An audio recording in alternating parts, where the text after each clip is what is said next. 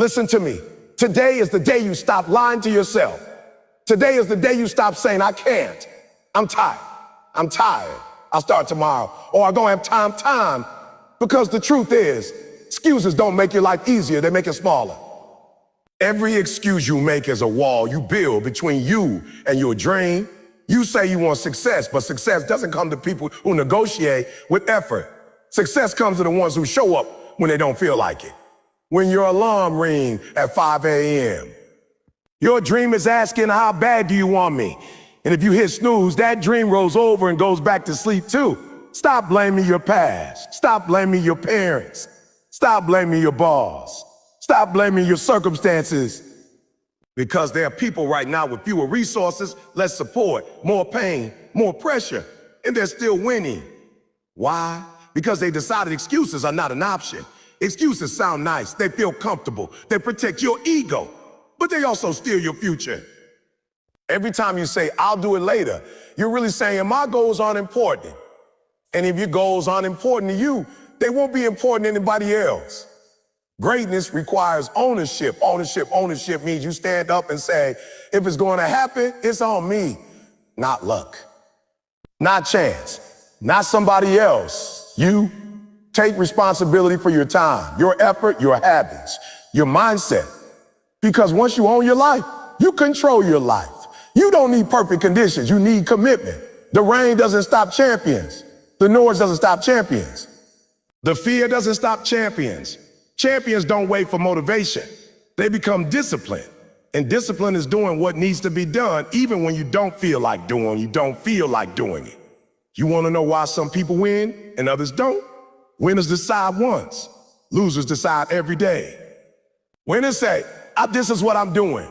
And if they lock in, no debate, no excuses, just execution. So I'm challenging you right now, write down every excuse you've been using. I'm too young. I'm too old. I don't have money. I don't have support. Then look at that list and understand something. None of those excuses will change your life. Action will. You don't need another motivational video. You need movement. You don't need another plan. You need discipline. You don't need another excuse. You need results. So starting today, when your mind says, I can't, you say, watch me. When your body says, I'm tired, you say, one more rep. When life says to give up, you say, not today. Because the moment you stop making excuses is the moment you start becoming unstoppable. Excuses are comfort zones disguised as reasons. And most people don't even realize they're living inside them. They wake up every morning wrapped in explanations that sound logical, feel justified, and seem harm, logic. But those explanations quietly build a cage around their potential. An excuse doesn't shout, it whispers. It doesn't fight you, it agrees with you. It tells you that you're right to wait, right to hesitate, right to postpone your effort until conditions are perfect. And because it sounds reasonable, you accept it. That's how comfort zones trap you, not with force, but with permission. Think about it. Every time you say you'll start tomorrow, what you're really saying is that comfort matters more than growth. Growth is uncomfortable. Growth demands effort, discipline, and sacrifice. Comfort asks for none of those things. Comfort says, stay where you are. Do what you've always done and expect nothing more than what you already have. That's why excuses feel safe. They protect you from risk, from failure, from embarrassment, but they also protect you from progress. They keep your life predictable, average, and stuck. People often believe their excuses are facts. They say they don't have enough time, enough money, enough talent, enough support. But look closely, and you'll see that those statements are rarely absolute truths. They're interpretations. Someone else with the same schedule finds time.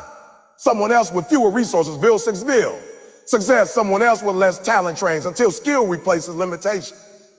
The difference isn't circumstance. The difference is mindset. One person sees a barrier and stops. Another sees the same barrier and climbs. Excuses are clever because they dress themselves as logic. They say it's practical to wait, responsible to delay, realistic to lower your expectation. They convince you that staying comfortable is the smart choice, but comfort has never built greatness. Comfort has never produced innovation, transformation, or excellence. Every breakthrough in history came from someone who stepped outside what felt safe and chose what felt necessary. Comfort keeps you still. Necessity makes you move. There's a moment in every person's journey when they face a decision. That moment doesn't look dramatic. There's no spotlight, no music, no audience. It's quiet. It happens when the alarm rings early, when the work gets hard, when the results are slow. In that moment, your excuse speaks first. It tells you to rest, to quit, to try again later. And then there's another voice, softer but stronger, that says, keep going. The path you choose in that moment determines your direction. Not your talent, not your background, your choice. Comfort zones are dangerous because they don't feel dangerous. They feel familiar, they feel easy, they feel right. But staying where it's easy is the fastest way to guarantee you never reach what's possible. The comfort zone is like a room with invisible walls. You don't see them, but you feel them every time you try to stretch beyond what you've always done. Excuses are those walls. They stop you before effort begins. They convince you that the limit is real when it's actually self-created. You have to understand something powerful. Excuses don't remove responsibility, they delay it. Sooner or later, life will ask you what you did with your time, your talent, your opportunities. And in that moment, excuses won't answer for you. They won't stand beside you. They won't carry the weight of regret. That weight belongs to you. That's why letting go of excuses isn't just about productivity. It's about ownership. It's about deciding that your future is too important to be negotiated away by temporary comfort. The truth is, effort is hard. Discipline is hard. Consistency is hard. But you know what's harder? Living with the feeling that you could have done more but didn't. Regret is heavier than effort will ever be. Regret doesn't fade overnight. It lingers. It reminds you of chances you didn't take, risks you didn't try, work you didn't finish. Excuses might protect you from struggle today, but they guarantee disappointment tomorrow. When you realize that, comfort stops looking attractive and starts looking expensive. Breaking out of excuses requires honesty. Not surface honesty, but deep honesty. The kind where you stop blaming circumstances and start examining choices. It's easy to say the world is against you. It's harder to ask whether you're against yourself. It's easy to point at obstacles. It's harder to admit you stopped climbing. But that honesty is where freedom begins. Because once you admit an excuse is just a disguise, it loses its power. It can't control you once you see it clearly. Action is the enemy of excuses. Excuses survive in hesitation, in overthinking, in waiting for the perfect moment. Action destroys them. The second you start moving, the excuse loses its voice. When you take one step, then another, you prove to yourself that the barrier wasn't real. Momentum replaces doubt. Progress replaces fear. And suddenly, the comfort zone that once felt safe starts to feel small. You don't need permission to leave your comfort zone. You don't need approval, validation, or guarantees. All you need is a decision that your goals matter more than your excuses, a decision that growth matters more than comfort, a decision that who you can become matters more than who you've been. Decisions like that are powerful because they shift your identity. You stop seeing yourself as someone who tries and start seeing yourself as someone who does. There will still be days when excuses show up. They always do. They'll come when you're tired, when progress is slow, when results aren't visible yet. But those days are tests, not barriers. They test whether you're committed or just interested. Interested people stop when it's uncomfortable. Committed people continue when it's inconvenient. The difference between the two is not ability, it's determination. The moment you recognize that excuses are comfort zones in disguise is the moment you gain control. So once you see them clearly, you can challenge them. You can question them. You can replace them. Instead of saying you can't, you ask how you can. Instead of saying it's too hard, you ask what it will take. Instead of saying maybe later, you say start now. That shift in language becomes a shift in mindset. And that shift in mindset becomes a shift in results. Your life expands in proportion to the number of excuses you eliminate. Every excuse you remove opens space for growth. Every reason you reject strengthens your discipline. Every step you take beyond comfort increases your confidence. And confidence built through action is unshakable because it's not based on hope. It's based on proof. So whenever you hear yourself explaining why you can't, pause and listen closely. Ask whether that explanation is truth or just comfort speaking. Ask whether it's guiding you forward or holding you still. And if it's holding you still, let it go. Because the path to progress has never been paved with excuses. It's been built by people who refuse to let comfort decide their future. Responsibility is the first step toward power, yet most people spend their lives running from it because they misunderstand what responsibility really means. They think responsibility is pressure, burden, or blame. They see it as weight on their shoulders instead of strength in their hands. But responsibility is not a punishment. Responsibility is permission. It is the moment you stop waiting for someone else to change your life and realize that you hold the pen that writes your story. The instant you accept responsibility, you stop being a passenger and become the driver. Look closely at people who feel stuck, and you'll often hear the same language. They blame their past, their environment, their lack of resources, their bad luck, or other people's decisions. Blame feels comforting because it removes obligation. If something isn't your fault, then you don't have to fix it. But that comfort comes with a hidden cost. When you blame everything outside yourself, you also give everything outside yourself control over your future. Blame might protect your pride, but it weakens your power. Responsibility, on the other hand, might sting at first, but it strengthens you immediately. Power begins the moment you say, "It's on me." Not because everything is your fault, but because your response is always your choice. You may not control what happens to you, but you always control what you do about it. That realization is life-changing. It means no obstacle is final unless you decide it is. It means no setback can define you unless you let it. Responsibility shifts your focus from what you can't control to what you can, and that shift is where real strength lives. There is something transformative about ownership. When you own your actions, you sharpen your awareness. You start noticing your habit, your patterns, your decisions. You stop drifting and start directing. Instead of saying life is happening to you, you start asking how you can shape it. Ownership turns complaints into plans. It turns frustration into strategy. It turns waiting into working.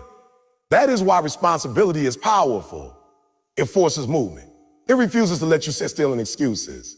Many people want power without responsibility, but that combination doesn't exist. Wanting results without ownership is like wanting to reach a destination without taking a step. It sounds nice, but it doesn't work. Power is not given to those who avoid responsibility. It is earned by those who accept it fully.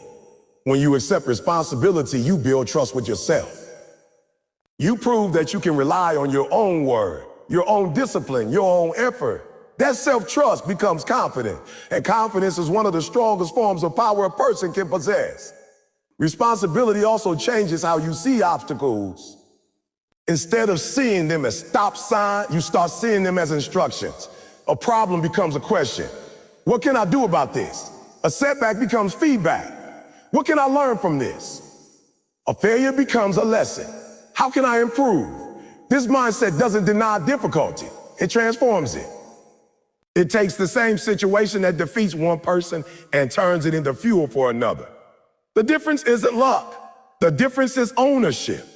When you truly accept responsibility, you stop needing constant motivation. You stop waiting to feel ready. You stop searching for the perfect moment. Responsibility teaches you that action is not based on mood. It's based on commitment. Some days you'll feel energized. Other days you won't. But when you've claimed responsibility for your life, you act anyway. That consistency builds momentum, and momentum builds results. Over time, those results compound into progress that once seemed impossible. There's a quiet strength in people who take responsibility. They don't waste time making excuses or pointing fingers. They ask questions, find solutions, and move forward. They understand that energy spent complaining is energy stolen from progress. So instead of arguing with reality, they work with it. Instead of wishing things were easier, they become stronger. That attitude doesn't just change outcomes, it changes identity. You begin to see yourself as capable, resilient, and in control. That self-image fuels even more growth. Responsibility is also freedom, even though it sounds like the opposite. When you accept responsibility, you free yourself from dependence on circumstances. You're no longer trapped by what others do or don't do. You're no longer limited by waiting for permission or approval. You realize that your direction is determined by your decision. That realization is liberating. It means progress is always available because effort is always within your reach. Some people fear responsibility because they think it means carrying things alone, but real responsibility isn't isolation. It's initiative. It means you take the first step instead of waiting for someone else to take it for you. It means you lead yourself before trying to lead others. It means you hold yourself accountable before demanding accountability from the world. And when you do that, something remarkable happens. People begin to trust you, respect you, and follow you. Responsibility naturally creates influence, and influence is another form of power. Every great achievement starts with someone deciding to take responsibility for more than what was required.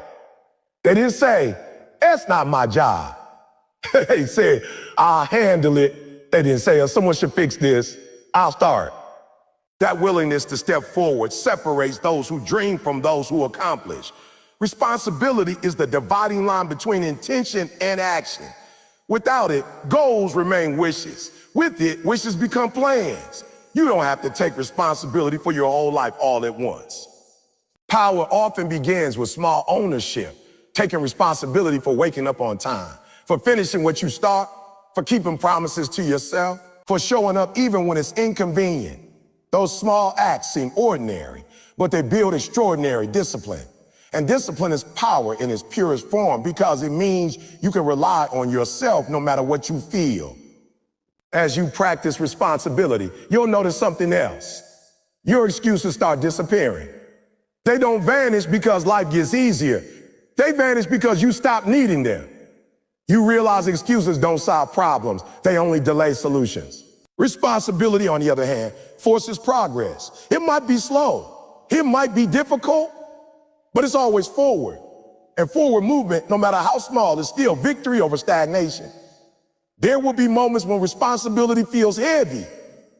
Moments when it will be easier to blame, to quit, or to avoid. But those are the moments that matter most because every time you choose responsibility in a hard moment, you strengthen your character. You build resilience.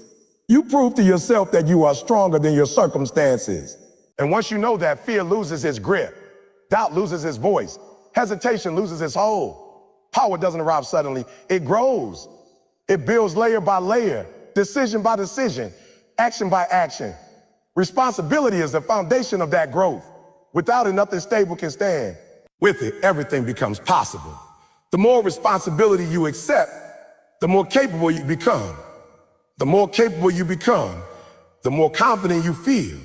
And the more confident you feel, the more boldly you act. So when you think about power, don't picture control over others. Picture control over yourself, control over your habits, your choices, your direction. That is the highest form of power anyone can have. And it begins with a simple but profound decision to take responsibility. Not tomorrow, not someday, today. Because the moment you accept responsibility is the moment you step into your strength. Claim your authority and realize that the life you want isn't waiting somewhere in the distance. It's waiting on your willingness to own it. Your circumstances don't define your ceiling unless you allow them to. And that truth is one of the most powerful realizations a person can ever have. Many people look at where they were born, what they were given, what they lacked, and they quietly decide how far they believe they can go. They measure their potential by their environment instead of their effort. They let temporary conditions become permanent conclusions, but circumstances are only starting points. They are not final destination, and they are certainly not limits, unless you accept them as limits in your mind. It's easy to believe that your situation determines your future because that idea feels logical. If you start with less, it seems reasonable to expect less. If you face obstacles, it seems natural to assume progress will be slower. If people doubt you, it feels convincing to doubt yourself. But history, experience, and reality all prove the same thing again and again. Where you begin does not dictate where you can finish. Some of the strongest, most successful, and most influential individuals started in conditions that looked impossible. What separated them from everyone else wasn't luck or privilege. It was the decision not to let circumstances speak louder than belief. Circumstances are temporary. They change with time, with effort, with persistence, and with courage. Yet many people treat them as permanent. They say this is just how life is. They say this is all they can expect. They say this is their limit. But a limit is not something the world assigns to you. A limit is something you accept. The moment you accept it, it becomes real. The moment you challenge it, it begins to weaken. That's why mindset is so powerful. Your mind is the place where ceilings are either built or broken. When someone believes their circumstances define them, they stop trying before they even start. They hesitate. They hold back. They lower their goals so they don't risk disappointment. But that hesitation becomes the very thing that holds them down. Not the circumstances themselves, but the belief about those circumstances. Because once you believe you can't rise higher, you won't. Not because you're incapable, but because you never fully tried. Effort follows belief. If belief is small, effort will be small. If belief is strong, effort will grow. The truth is that circumstances can influence you, but they do not have to control you. Influence is not destiny. Influence is pressure, and pressure can be resisted. Think of pressure like wind. It can push against you, slow you down, and make your journey harder. But wind cannot stop a determined person who keeps walking.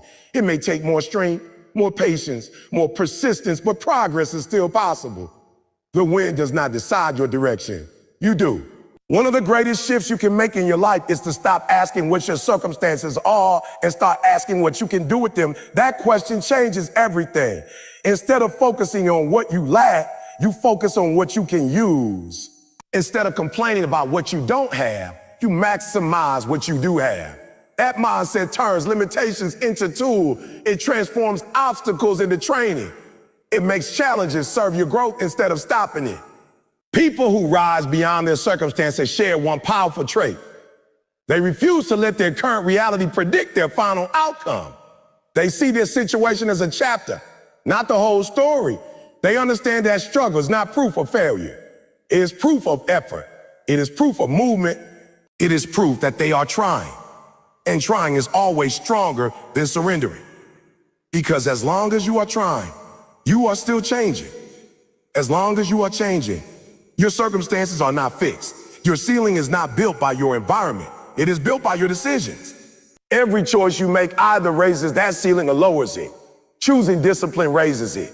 Choosing growth raises it. Choosing comfort lowers it. Over time, those choices stack. They create momentum in one direction or the other. And eventually that momentum becomes your reality. That's why responsibility for your choices matters more than the situation you started in. Circumstances may set the stage, but decisions write the script. It's important to understand that refusing to be defined by your circumstances doesn't mean pretending they don't exist. Challenges are real. Struggles are real. Barriers are real. But recognizing reality is different from surrendering to it. Strength is not denial. Strength is determination. It is the willingness to say, this may be difficult, but it will not stop me. Movement is what creates change. Stagnation is what preserves limitation. Growth often begins the moment you stop asking why your situation is hard and start asking how you can rise anyway. That shift from why to how is the difference between feeling stuck and becoming strong. Why focus is on problems. How focus is on solution. Why looks backward. How looks forward. When you choose how, you choose progress. You choose action. You choose possibility. And possibility is the enemy of limitation. Many people wait for their circumstances to improve before they take action.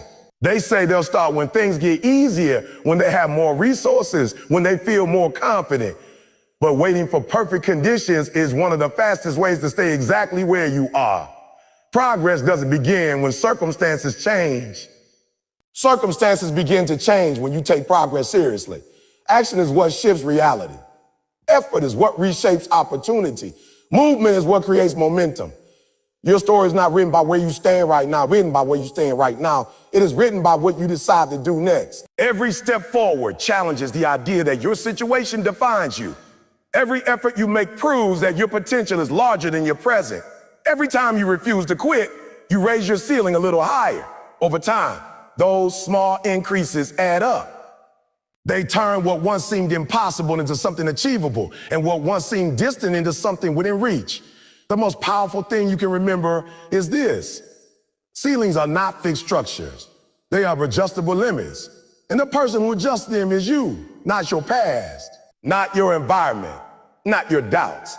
You, the moment you decide that just will not define your future, is the moment you break the invisible barrier that's been holding you back. From that point on, your growth is no longer restricted by where you started. It is determined by how far you're willing to go. So never measure your potential by your present condition. Measure it by your persistence, your effort, and your willingness to rise. Circumstances may describe where you are, but they do not dictate where you can go. Your ceiling is not something the world sets above you.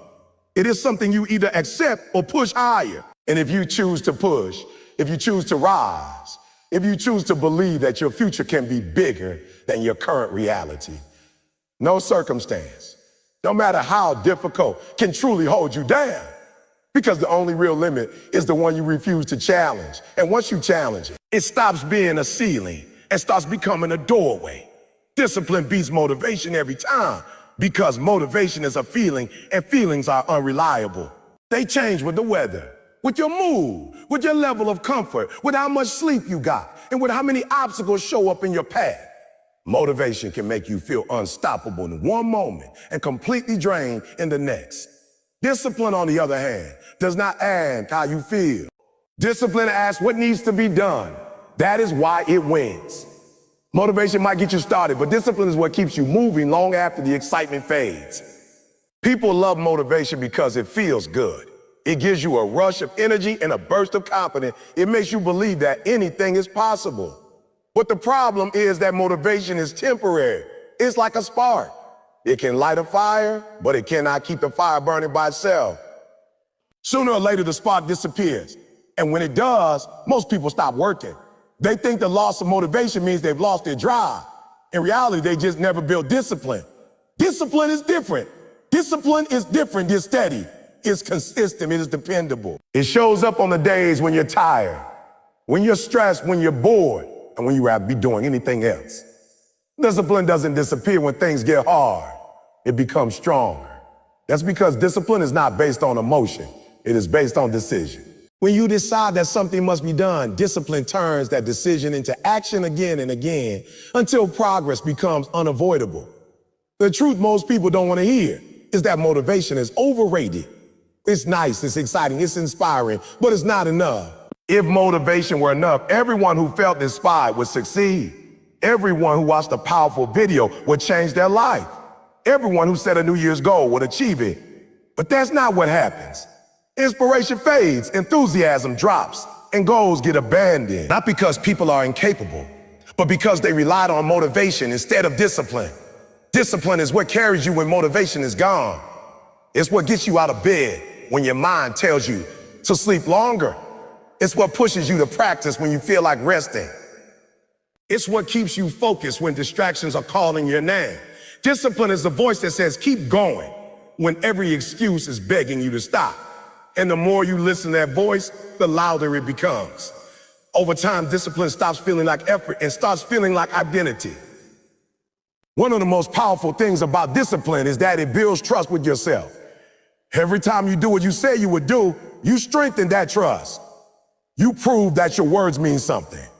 You prove that your commitments matter, and that self-trust changes everything. It gives you confidence that no matter how difficult the journey gets, you won't quit.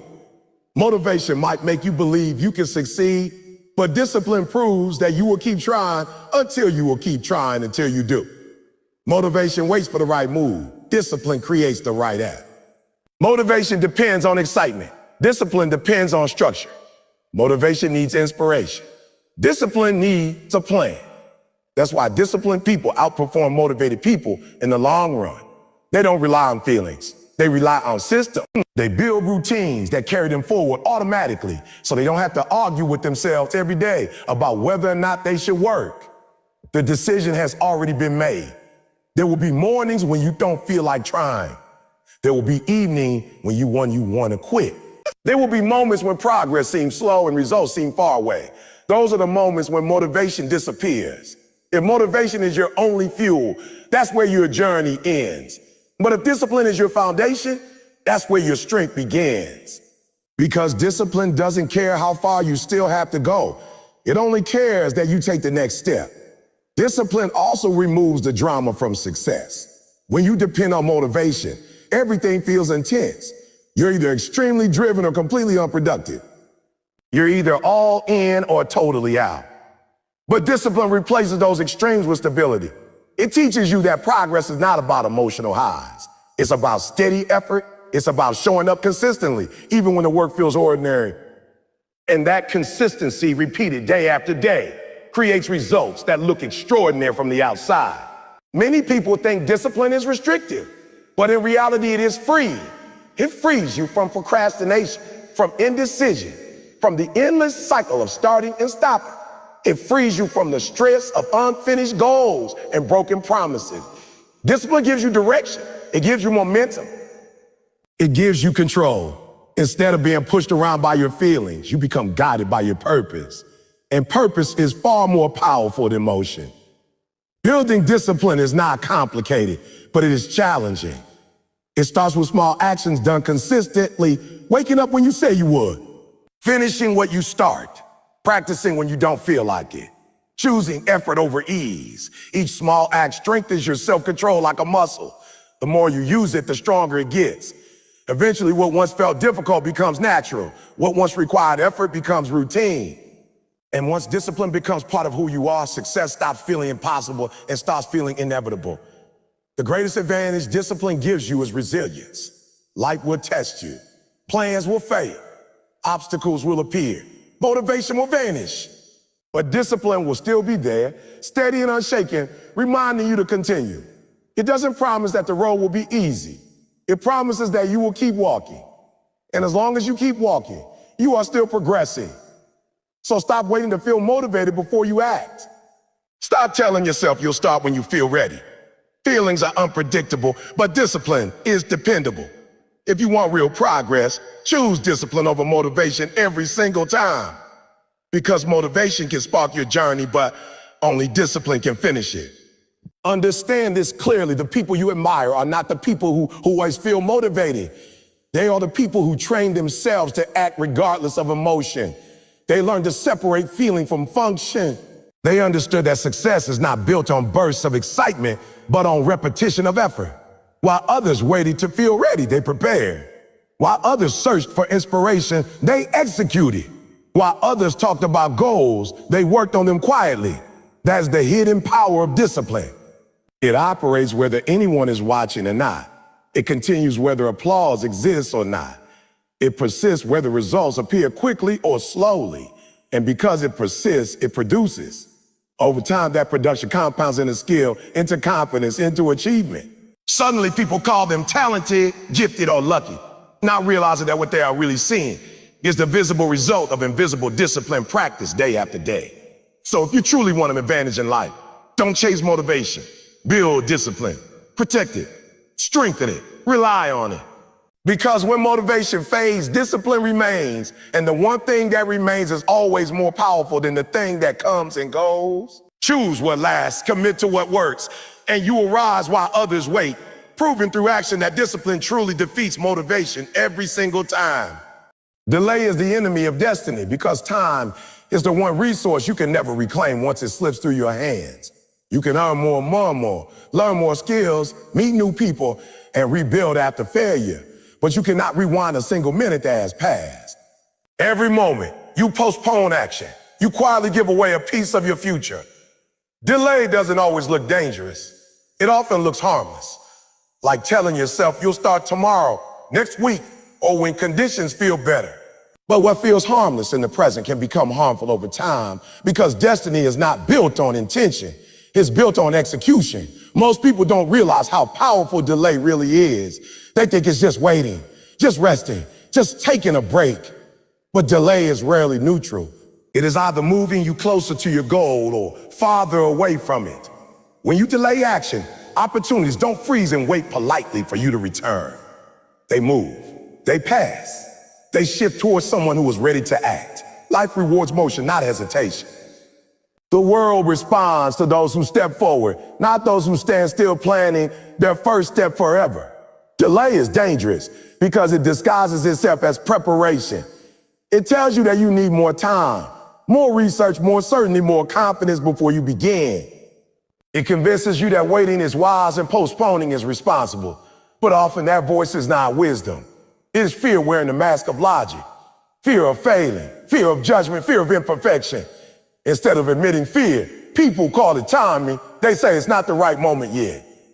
But the truth is, the perfect moment rarely arrives. Progress belongs to those who start before they feel completely ready. Destiny is not something that appears suddenly one day. It is something that is constructed slowly through consistent action. Every step you take builds it. Every action you complete strengthens it. Every day you show up moves it forward. But every delay weakens it. Not because your dream disappears instantly, but because momentum fades. Momentum is fragile. It grows when you act and it shrinks when you hesitate. Once momentum is lost, restarting becomes harder. Not because the task changed, but because your energy did. Think about how many dreams are not destroyed by failure, but by delay. Failure at least means someone tried. Delay often means someone never truly began. There are ideas that never become reality, talents that never become skill, and goals that never become achievements simply because they were postponed too many times. Not canceled, not rejected, just delayed until they slowly disappeared under the weight of procrastination. Delay doesn't kill dreams loudly. It erases them quietly. One of the greatest illusions people believe is that they have plenty of time. They assume there will always be another chance, another opportunity, another moment to start. But time is not guaranteed. Days turn into weeks, weeks into years, and suddenly the future you thought was far away is standing in front of you, asking what you did with the time you were given. That question is powerful because it cannot be answered with plans, it can only be answered with action. The longer you delay, the heavier starting feels. Tasks grow larger in your mind, doubts grow louder. The effort seems bigger than it actually is. This is the trap of postponement. Waiting does not make things easier. It often makes them more intimidating. Action is what reduces fear. Movement is what builds clarity. Starting is what creates confidence. When you delay, you deny yourself all three. There is a special kind of confidence that only comes from doing. Not thinking about doing, not talking about doing, but actually doing. Each time you act, you prove to yourself that you can move forward despite uncertainty. That proof strengthens your belief. That belief fuels your courage. And that courage pushes you to act again. But when you delay, you interrupt that cycle. Instead of confidence, you build doubt. Instead of momentum, you build hesitation. Instead of progress, you build excuses. Delay also steals opportunities you cannot see yet. You cannot see yet. Some chance only appear when you're already in motion. Some doors only open after you've taken the first step. If you never begin, you never reach those doors. It's not that opportunity ignored you. It's that opportunity couldn't find you because you were still standing at the starting line. Movement attracts possibility. Stillness repels it. People who achieve their goals are not people who never feel fear or uncertainty. They feel those things just like everyone else. The difference is they refuse to let delay control them. They understand that action doesn't require perfection. It requires decision. They start before they feel fully prepared. They begin before they have every answer. They move while others are still debating whether or not they should try. And because they move, they learn. Because they learn, they improve. Because they improve, they progress. Delay convinces you that you are safe. But what it really does is keep you stuck. It keeps you in the same place, with the same results, repeating the same thoughts about what you could do someday. Destiny, however, lives in motion. It lives in effort. It lives in the willingness to step forward even when the path isn't completely clear. Destiny is not waiting for you to feel ready. It is waiting for you to begin. There will never be a time when everything is perfect. There will always be something unfinished, something uncertain, something unpredictable. If you wait for perfection, you will wait forever. Progress does not require perfect condition. It requires present action. Starting messy is better than waiting endlessly. Imperfect action is stronger than perfect intention. The first step, no matter how small, is more powerful than the most detailed plan that never gets used. When you act immediately, you send a message to yourself that your goals matter. You prove that your dreams are priorities, not just wishes. That proof changes how you see yourself. You begin to identify as someone who executes, not someone who delays. That identity is powerful because it shapes your future behavior. You start acting faster, deciding quicker, and moving with purpose. Over time, that habit of action becomes your advantage. Destiny is not reserved for the most talented or the most fortunate. It is often claimed by the most decisive. The ones who refuse to wait. The ones who understand that hesitation is costly. The ones who know that every moment spent delaying is a moment that could have been spent building. They don't rush recklessly, but they also don't stall endlessly. They choose progress over postponement again and again until progress becomes their nature. If you want to protect your future, you must learn to confront delay the moment it appears. The second you hear yourself saying later, question it. The second you feel yourself hesitating, challenge it. The second you think about postponing, act instead. Because delay grows stronger the longer you entertain it, but it weakens the instant you move. In the end, destiny is shaped by daily decisions. Not dramatic ones, but small, consistent choices to act now instead of later. Start today instead of someday. To move forward instead of standing still. Those choices seem small in the moment, but over time, they build a life. And that is why delay is the enemy of destiny. Not because time is cruel, but because time is honest. It gives results only to those who use it. And the people who refuse to delay, who choose action again and again, are the ones who eventually look back and realize they didn't just dream about their destiny. They built it step by step, moment by moment, without waiting for permission from time. Ownership turns victims into victors because the moment a person decides to take responsibility for their life, they step out of the powerless mindset that keeps them stuck and step into a position of strength that allows them to grow. A victim mindset focuses on what happened, who caused it, and why it wasn't fair. An ownership mindset focuses on what can be done now, what can be learned, and how things can be improved. The situation may be the same, but the perspective changes everything. Perspective is powerful because it determines whether you stay where you are or start moving forward. Many people don't realize they're living with a victim mentality because it doesn't always look dramatic. Sometimes it sounds like ordinary complaint. It sounds like blaming circumstances, blaming other people, blaming timing, or blaming luck. It sounds like saying life is harder for you than for everyone else. And while challenges are real and struggles are real, staying trapped in blame gives those struggles control over you. Blame hands your power to whatever you blame. Ownership takes that power back. Ownership does not mean everything that happened to you was your fault. It means your response is your responsibility. That distinction is important. You are not responsible for every obstacle that appears in your life, but you are responsible for what you choose to do about it. That realization is liberating because it means no matter what situation you face, you are never completely powerless. There's always a choice, always an action, always a step you can take. And that step, no matter how small, is where victory begins. When someone sees themselves as a victim, they often wait. They wait for rescue, for recognition, for opportunity, for someone to notice their struggle and fix it. Waiting feels logical because it seems like change must come from outside. But waiting rarely leads to transformation. Ownership changes that pattern. Instead of waiting, you start working. Instead of hoping, you start building. Instead of wishing, you start doing. Action replaces expectation. And once action begins, progress becomes possible. Ownership also strengthens your mindset. It teaches you to ask powerful questions instead of helpless ones. A victim asks, why is this happening to me? The person who takes ownership asks, what can I do about this? The first question leads to frustration. The second leads to solutions. Questions shape thinking, and thinking shapes behavior.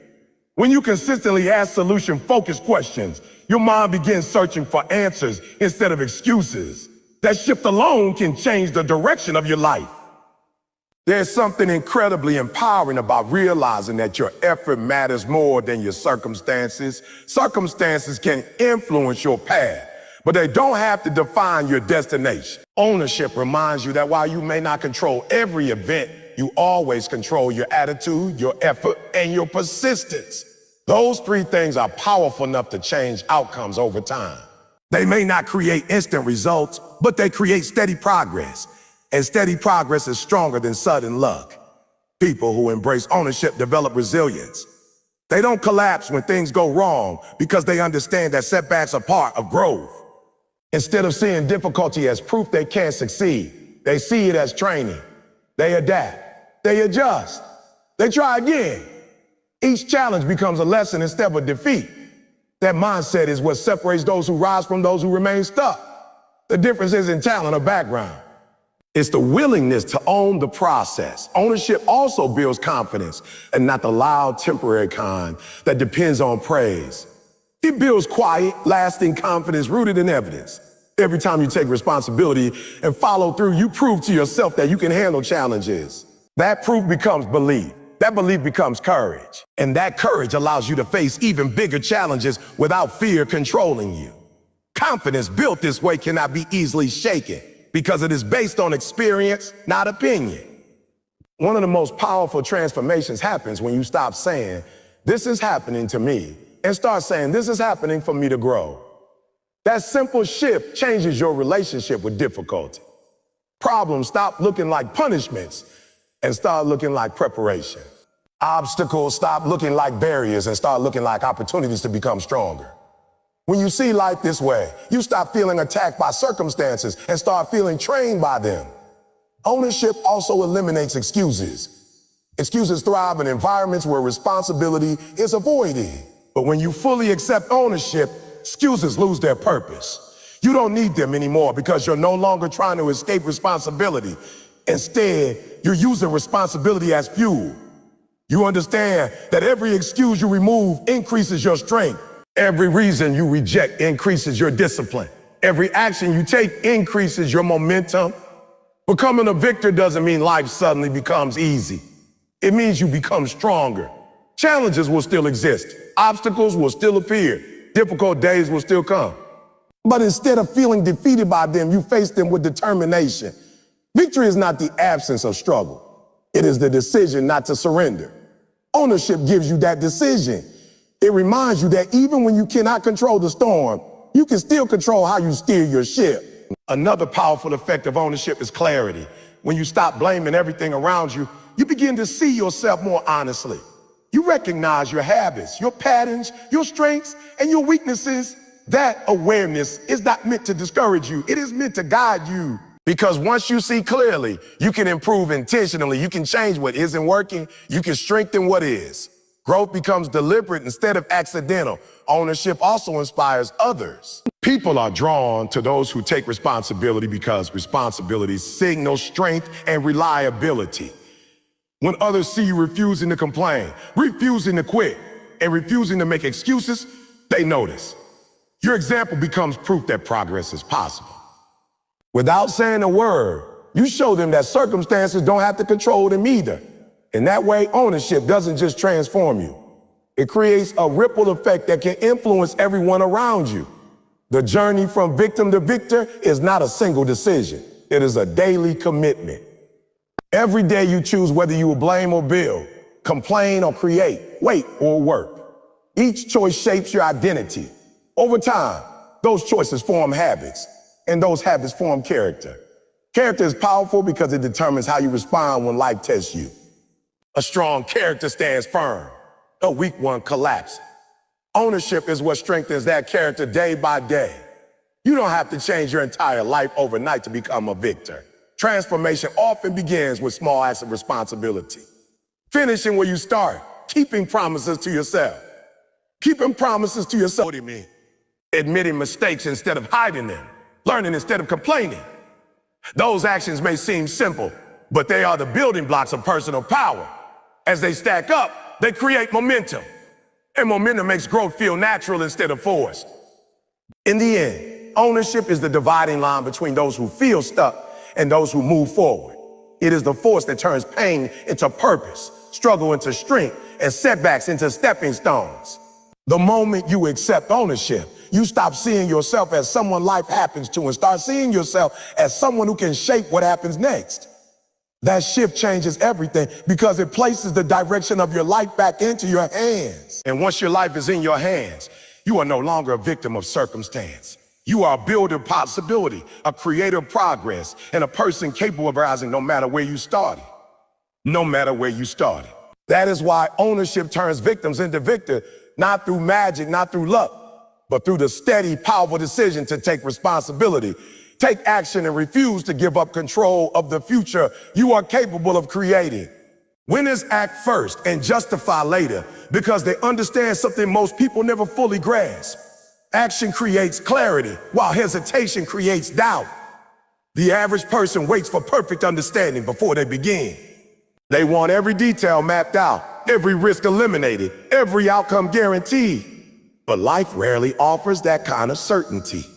If you wait until everything makes complete sense, you'll spend most of your life standing still. Winners know that movement reveals answers that thinking alone never can. They step forward not because they know everything, but because they trust they will figure things out along the way. Action has a unique power. It breaks fear. Fear thrives in stillness, in overthinking, in imagining worst-case scenarios. The longer you sit and analyze every possible outcome, the more intimidating those outcomes appear. But the moment you act, fear loses its grip. Even a small step forward weakens its voice. That's why decisive people often appear confident. It's not that they never feel fear. It's that they refuse to let fear delay their first move. They understand that confidence is not something you wait for. It's something you build through action. When winners act first, they aren't being reckless. They're being strategic in a different way. They know that no plan survives unchanged once reality enters the picture. Conditions shift. Obstacles appear. Opportunities emerge unexpectedly. If you spend all your time planning and none of your time doing your plan will remain theoretical. Winners treat action as part of the planning process. They start, observe what happens, adjust, and continue. Each step gives them new information. That information makes their next step smarter. Over time, that cycle of action and adjustment becomes their advantage. Many people hesitate because they want approval before they begin. They want reassurance that their effort will succeed, that others will support them, that the outcome will be worth it. But approval is rarely granted in advance. Most of the time, it comes after results. Winners understand this, so they don't wait for validation. They create results first, and those results become their justification. Success speaks louder than explanation. When people see progress, they stop questioning why you started and start asking how you did it. There is also a hidden momentum in acting quickly. The first step is always the hardest because it requires breaking inertia. Inertia keeps people comfortable where they are. It tells them that staying still is safer than moving forward. But once motion begins, momentum takes over. Movement creates energy, and energy fuels more movement. Winners take advantage of that principle. They focus less on making the perfect decision and more on making a decision. Because they know a decision followed by action can always be adjusted, but indecision keeps you stuck exactly where you are. Acting first also builds resilience. When you move quickly, you inevitably face challenges sooner. You encounter mistakes, missteps, and unexpected results. But instead of seeing those experiences as failures, winners see them as feedback. Feedback is valuable because it teaches faster than theory ever could. A lesson learned through action tends to stick, while a lesson learned only through thought can easily be forgotten. Each attempt sharpens skill, strengthens awareness, and increases understanding. Over time, those lessons accumulate into expertise. Another reason winners act first is because they understand the cost of waiting. Opportunities are rarely permanent. They appear, they exist for a moment, and then they pass. Waiting too long can mean missing chances that will never return. Winners train themselves to recognize opportunity quickly and respond immediately. They don't assume there will always be another chance. They treat each opportunity as valuable in the present. That urgency gives them an edge because while others are still deciding whether to try, they are already learning, improving, and progressing. Acting before you feel fully ready requires courage. It means accepting uncertainty. It means risking mistakes. It means stepping into situations where you might not have all the answers, but courage is not about certainty. It's about willingness. It's the willingness to move forward despite not knowing exactly how everything will unfold. Winners cultivate that willingness because they know growth lives on the other side of uncertainty. If you only act when you feel completely prepared, you'll limit yourself to situations that don't stretch you. And if you're never stretched, you never grow. Justifying later doesn't mean ignoring responsibility. It means understanding that results are the strongest explanation. When you take action and produce progress, you don't need long speeches to defend your decision. Your work speaks for you. Your consistency proves your seriousness. Your results demonstrate your capability. Words can persuade people temporarily, but results convince them permanently. Winners focus on creating that proof rather than explaining their intentions over and over again. There's also a psychological shift that happens when you act quickly. You start to see yourself differently. Instead of seeing yourself as someone who thinks about goals, you begin to see yourself as someone who pursues them. That identity shift is powerful because behavior follows identity. When you identify as an action taker, you naturally take more action. When you identify as someone who hesitates, you naturally delay.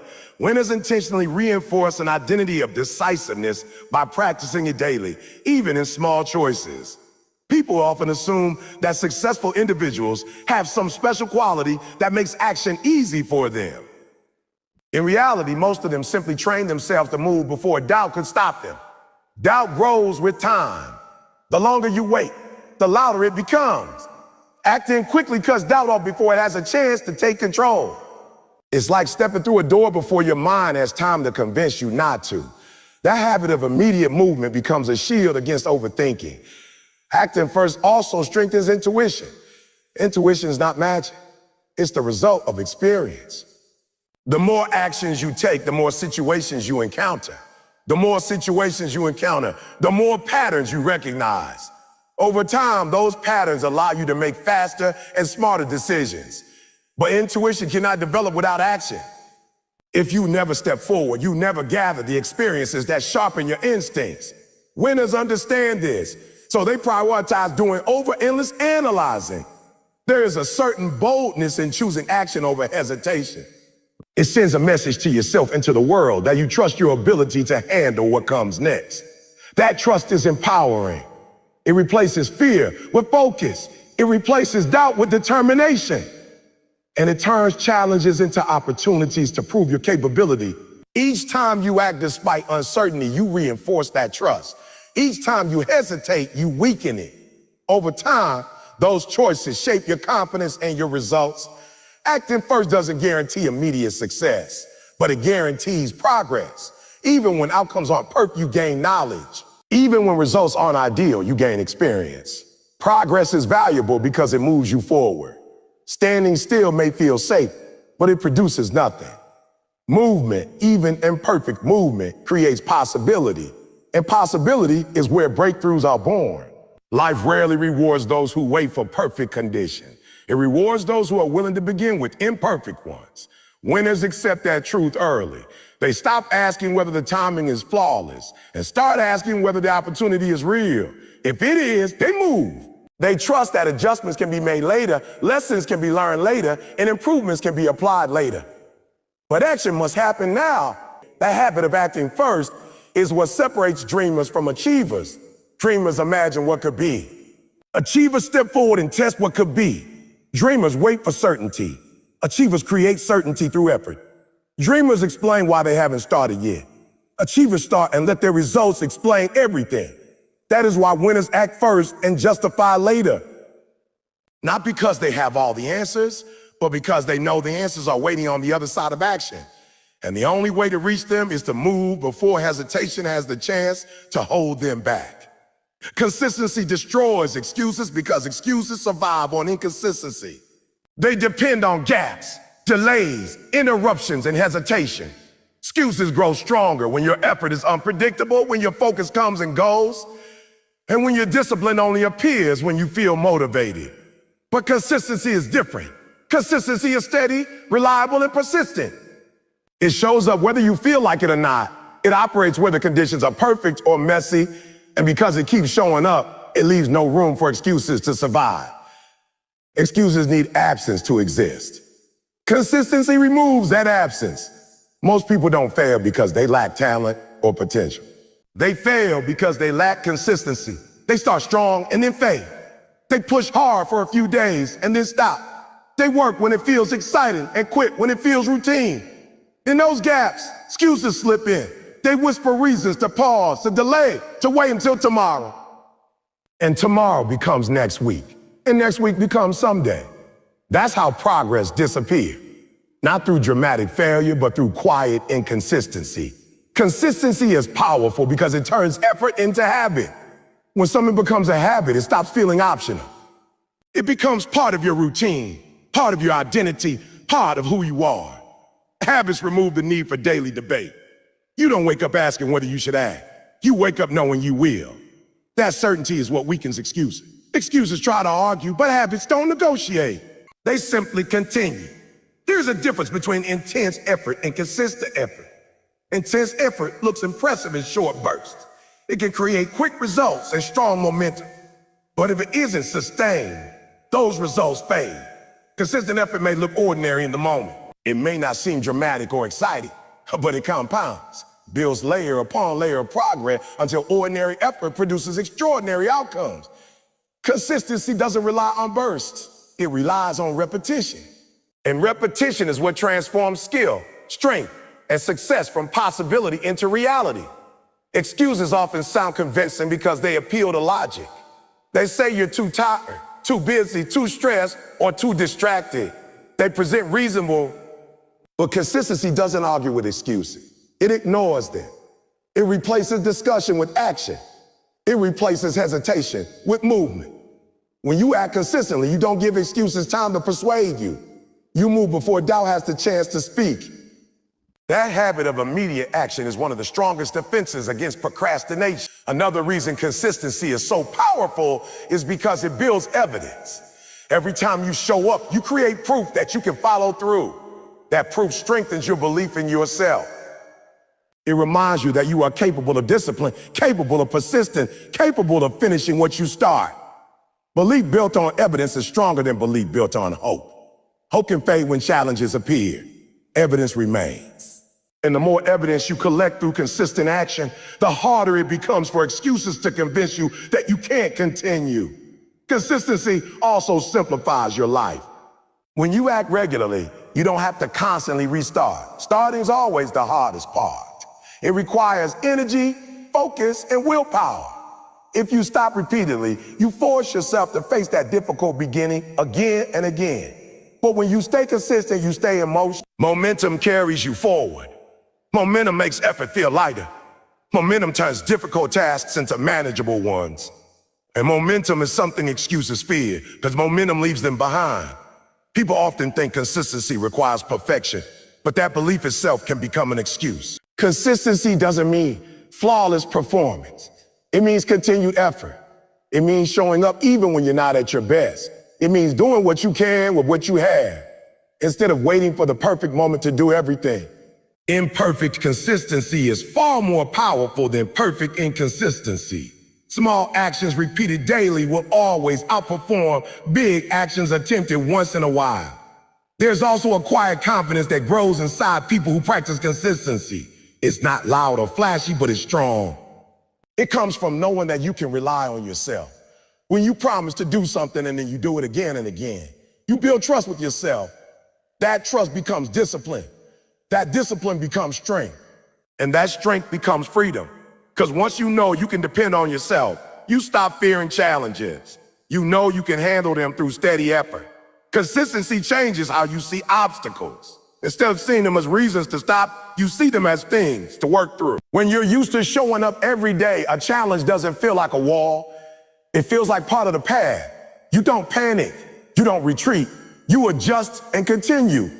That attitude makes excuses powerless, because excuses rely on obstacles to justify quitting. When obstacles no longer stop you, excuses lose their main argument. Over time, consistency compounds into mastery. Skills sharpen. Knowledge deepens. Confidence grows. Results improve. None of that happens overnight. It happens slowly, through repeated effort that may feel small in the moment but becomes powerful in the long run. People often admire mastery without seeing the consistency behind it. They see the result, but not the repetition that created it. What looks like talent is often consistency practiced for longer than anyone else was willing to practice. Consistency also builds resilience. When you show up regularly, you learn how to keep going even when conditions aren't ideal. You learn how to work through fatigue, distractions, and setbacks. You learn that progress doesn't require perfect circumstances. It requires persistence. That lesson is invaluable because life would never provide perfect conditions all the time. There will always be challenges. Consistency prepares you to handle them without losing direction. One of the most important things consistency does is change your identity. Instead of seeing yourself as someone who tries sometimes, you begin to see yourself as someone who shows up always. That shift is powerful because identity shapes behavior. When you believe you are consistent, you act consistently. When you act consistently, you reinforce that belief. It becomes a cycle that strengthens itself. And once that cycle is established, excuses have nowhere to attach themselves. They can't stick to someone who keeps moving. Consistency is also fair. It doesn't require special talent, special luck, or special circumstances. It only requires commitment. Anyone can practice it. Anyone can choose to show up again today, regardless of what happened yesterday. That accessibility makes it one of the most powerful tools for success. You don't need to be extraordinary to be consistent. But if you are consistent long enough, you will achieve extraordinary results. Excuses promise relief, but they deliver stagnation. Consistency demands effort, but it delivers progress. One keeps you comfortable in the moment. The other moves you forward over time. When you compare their outcomes, the choice becomes clear. Comfort fades quickly, but progress lasts. Temporary ease is never as valuable as lasting growth. The truth is that excuses cannot survive in an environment of daily action. They need breaks. They need pauses. They need hesitation. Take those away and they have nothing to stand on. Consistency is the force that takes them away. It replaces hesitation with habit, doubt with discipline, and delay with determination. It doesn't argue with excuses. It outworks them. If you want to eliminate excuses from your life, you don't need a dramatic transformation. You need a steady pattern. Show up today, show up today, show up tomorrow, show up the next day. Keep showing up until action becomes automatic. Because once action becomes automatic, excuses become irrelevant. They lose their voice. They lose their influence. They lose their power. And that's why consistency destroys excuses. Not through force, not through motivation, but through repetition. Quiet, steady, relentless repetition that proves day after day that progress belongs to those who continue, not those who pause. The pain of effort is temporary, but regret lasts forever. And understanding that truth can change the entire direction of your life. Effort is uncomfortable. There's no denying that. It demands energy when you feel tired, focus when you feel distracted, and persistence when you feel discouraged. Effort asks you to push past convenience, to stretch beyond what feels easy, and to keep going when your mind tells you to stop. In the moment, that discomfort can feel intense. It can feel heavy. It can feel like more than you want to carry. But what most people fail to realize is that the discomfort of effort has an expiration date. It fades. It passes. It ends. Regret, on the other hand, does not. Regret is different from effort because regret doesn't live in the body. It lives in the mind.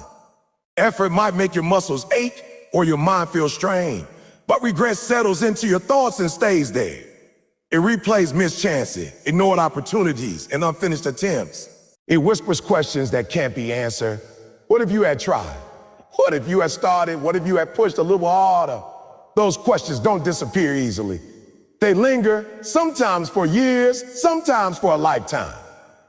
That is why regret is heavier than effort will ever be. In the moment of decision, effort always looks harder. When you're standing at the crossroads between action and avoidance, action seems demanding and avoidance seems comfortable. Effort asks something from you. It requires discipline, patience, and courage. Avoidance asks nothing. It lets you stay where you are, but that comfort is temporary. Avoidance borrows ease from your future and replaces it with regret later. Effort borrows discomfort from the present and replaces it with pride later. Both paths require payment. The only difference is when you pay and what you receive in return. People often underestimate how quickly effort's pain disappears. Think about the times you pushed yourself physically or mentally. Maybe you studied when you were exhausted, practiced when you felt unmotivated, or worked when you wanted to quit. In those moments, it felt difficult. But once it was done, the discomfort faded. What remained was relief, satisfaction, and sometimes even pride. That's the hidden reward of effort. The struggle doesn't last, but the growth does. The challenge ends, but the strength you built stays with you. Regret works in the opposite way. At first, it doesn't seem painful at all. Choosing not to try feels easy. Skipping the work feels relaxing. Postponing effort feels harmless. But later, when the opportunity has passed and the chance is gone, regret begins to appear. And unlike effort, regret doesn't fade quickly. It sticks. Reminds you of what could have been. It shows you the gap between where you are and where you might have been if you had just tried. That realization can be far more painful than any temporary struggle. One of the greatest tragedies in life is not failure, but hesitation. Failure at least proves that you tried. It shows courage. It shows initiative. It shows willingness. Hesitation shows none of those. Hesitation leaves you wondering what might have happened if you had acted. It leaves you imagining possibilities you never tested. And imagination kept true when it's filled with missed chances. The mind has a way of replaying those moments, especially when you see someone else succeed where you once had the chance to try. Effort is also powerful because it builds resilience. Every time you push through discomfort, you teach yourself that you are stronger than you thought. You expand your limits. You increase your endurance. What once felt difficult becomes manageable, and what once felt impossible becomes achievable. That transformation is one of the greatest rewards effort can give. It changes how you see yourself. It turns doubt into belief and hesitation into confidence. Regret can never do that. Regret weakens confidence because it reminds you of moments when you didn't act. Effort strengthens confidence because it reminds you that you did. There is a certain peace that comes from knowing you gave something your all. Even if the outcome isn't perfect, even if the result isn't what you hoped for, the knowledge that you tried your best brings a deep sense of satisfaction. That satisfaction is powerful because it silences regret. When you truly put in effort, there's nothing left to question. No what if to question. No what if. No maybe. No doubt about whether you should have tried harder. Effort gives you closure. Regret keeps things open, unfinished, unresolved. Many people avoid effort because they fear discomfort, but discomfort is not the enemy. In fact, discomfort is often a sign of growth. Muscles grow by being challenged. Skills improve by being practiced. Confidence develops by being tested. None of those things happen in comfort. Comfort maintains. Effort transforms, and transformation is where progress lives. If you want your life to change, you have to be willing to face temporary discomfort because that discomfort is the price of improvement. It helps to remember that effort is always temporary even when it feels long. A difficult hour passes. A hard day. A challenging season eventually changes. Time moves forward no matter what, and with it the strain of effort fades. But regret doesn't follow the same rules. Regret can revisit you years later. It can resurface when you least expect it. A memory, a conversation, or an opportunity can bring it back instantly. That's because regret isn't tied to time. It's tied to unfinished action. The choice between effort and regret appears in small moments every day. It shows up when you decide whether to work or procrastinate, whether to practice or postpone, whether to try or avoid.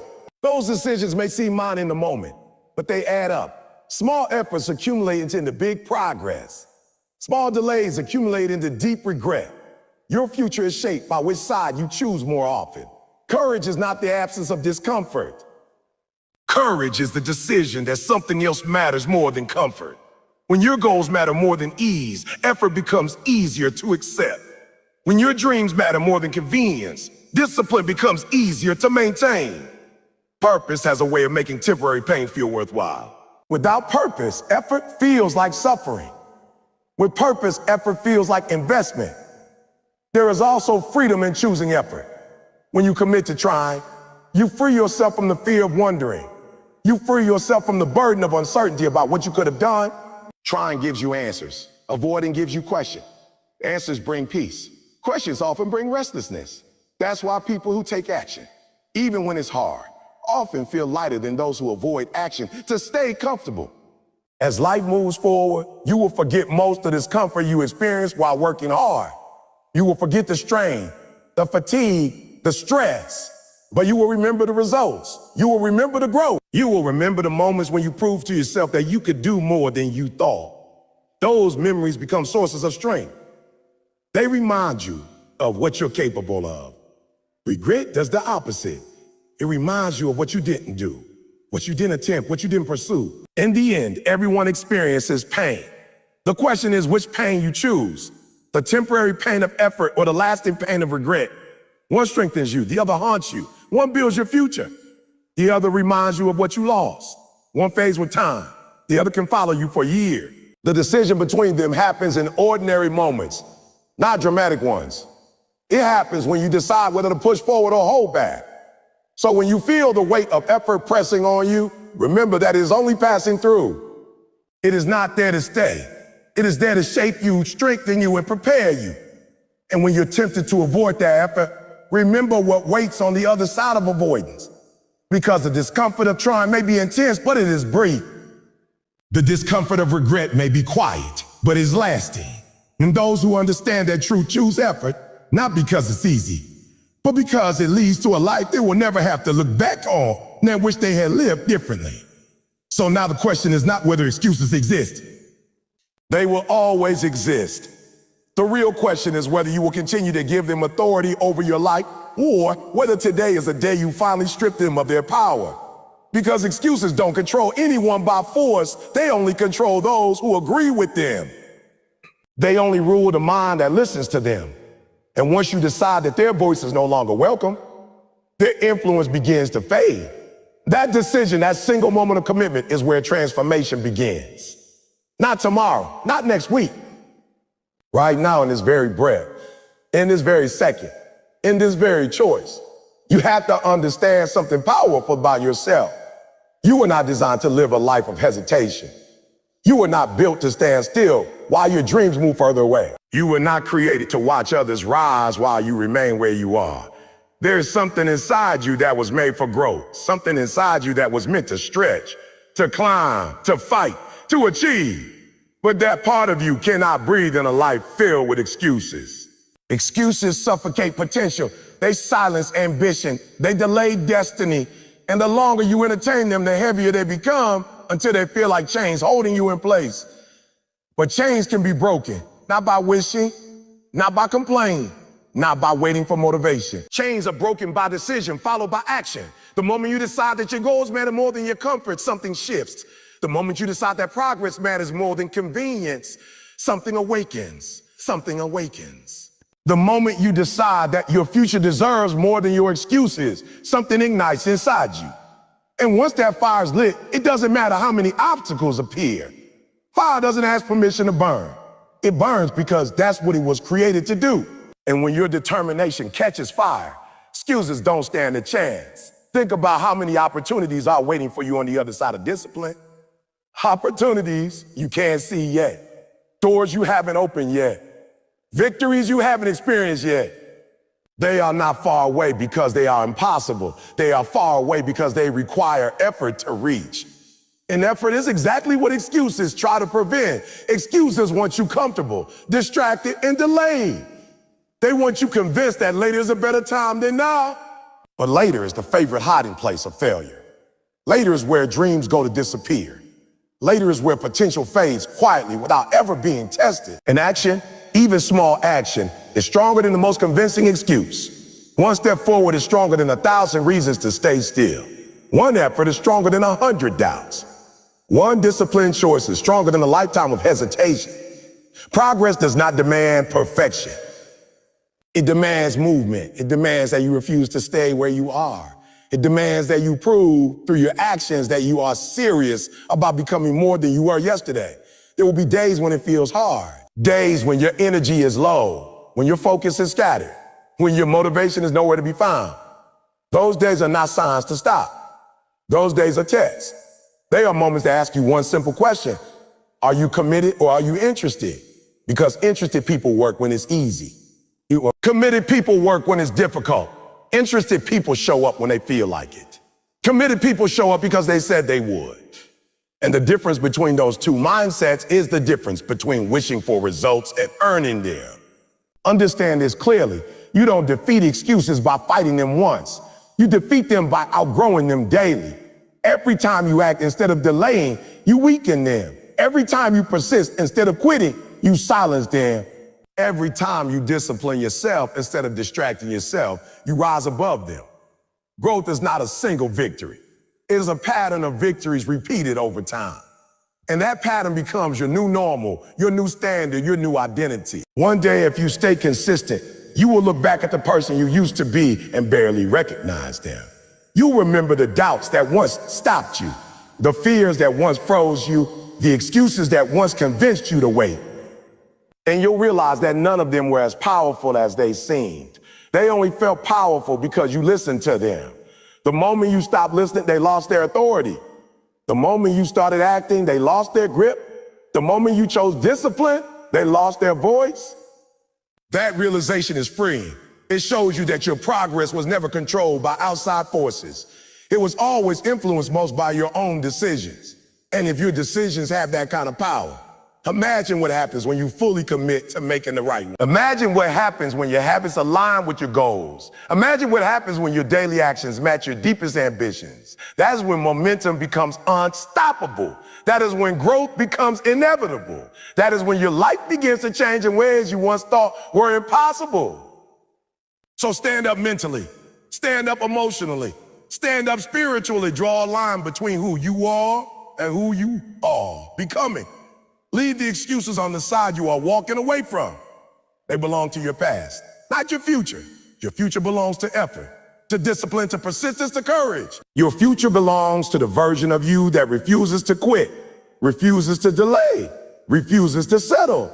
And that version of you is not someone distant or unreachable. That version of you is waiting for permission to step forward, permission that only you can give. Let this be the moment you give it. Let this be the moment you decide that your dreams will no longer compete with your excuses. Let this be the moment you prove to yourself that you are capable of more than comfort, more than fear, more than hesitation. Because once you make that decision and back it up with action, something powerful happens. You stop hoping for change and you start creating it. You stop talking about goals and you start pursuing them. You stop explaining why you can't and you start showing why you can. And when that shift happens, there is no limit to how far you can go. Not because the road becomes easy, but because you become stronger. Not because obstacles disappear, but because you learn to move through them. Not because excuses vanish from the world, but because they vanish from your mind. And when excuses lose their place in your thinking, they lose their place in your life. So move forward from this moment with clarity, with hunger, with determination. Let your actions speak louder than your reasons. Let your discipline speak louder than your doubts. Let your consistency speak louder than your fear. And most of all, let your results speak louder than your excuses.